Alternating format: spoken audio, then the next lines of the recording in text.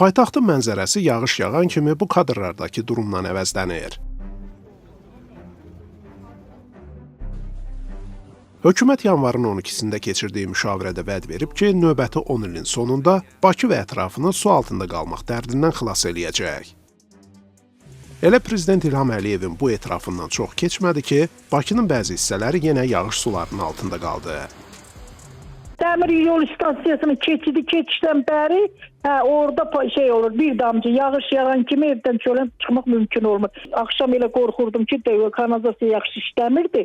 Dedim elə evə dolacaq. Oturdum uşaqlara dedim bari tez daroşka gəbələri yığışdıraq, bari bax onlar batmasın. Elə bir damcı yağan kimi su, belə kanalizasiya problemi burada yaşaya bilmir. Elə yaman günə qoyur buralar. Axşamdan dolmuşdu, tezdən səhər ismenində oxuyan uşağı apara bilmədik. Hökumət Bakı və Abşeron yarımadasında su təchizatı, yağış və tulantı suları sisteminin təkmilləşdirilməsinə dair 2026-35-ci illər üçün dövlət proqramı qəbul edib. Leysan yağışlar yağan kimi şəhər nəqliyyatı iflic vəziyyətinə düşür. Çox ciddi problemlər yaşanır. Bizim də bu sahədə zəif yerlərimiz kifayət qədər çoxdur.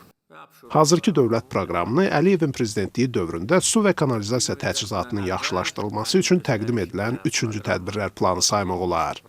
2006-cı ildən başlayaraq Bakıda su və kanalizasiya sistemlərinin yenidən qurulması nəzərdə tutulurdu. Bundan 10 il sonra Bakıda yenə yağış sularına görə ciddi problemlər yaranmış və prezidentin göstərişi ilə işçi qrupu yaradılmışdı.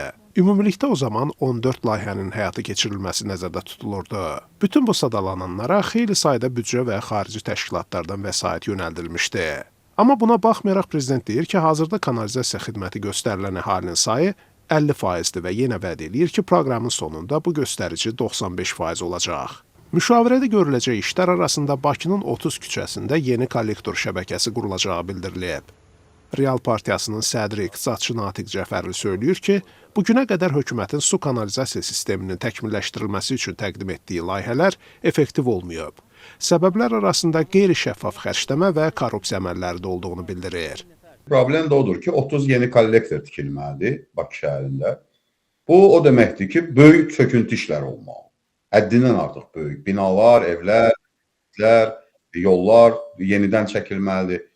Bu, böyük vəsait tələb edir. Hələ mən mülkiyyət hüququnun necə qorunacağını bir kənara qoyuram. Bu da ciddi problem olacaq görünən odur ki, yəni Azərbaycandakı idarəetmə sistemindən sadəcə gördüyümüzü görmüşük, necə deyərlər. Ona görə də bunun effektiv olması üçün birinci növbədə şəffaflığa ehtiyac var. Ayrılan vəsaitin şəffaf xərclənməsinə, şəffaf tenderlərə ehtiyac var, vətəndaş nəzarətinə ehtiyac var. Bunlar olacaqmı? Bu ciddi sual doğurur.